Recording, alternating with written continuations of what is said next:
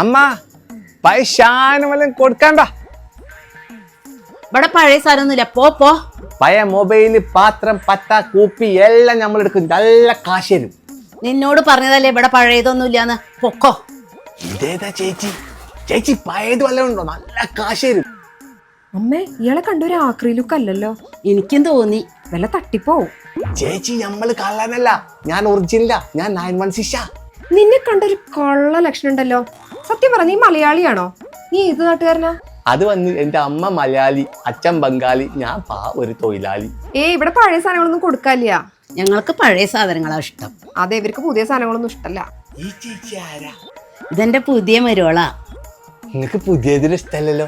എന്നാ ഈ ചേച്ചിനെ ഞാൻ കൊണ്ടുപോവാ. എന്റെ വീട്ടിലൊരു പഴയ സാധനം ഉണ്ട്, അതിനെ കൊണ്ടുതരാം. പോടാ അവിടുന്ന്.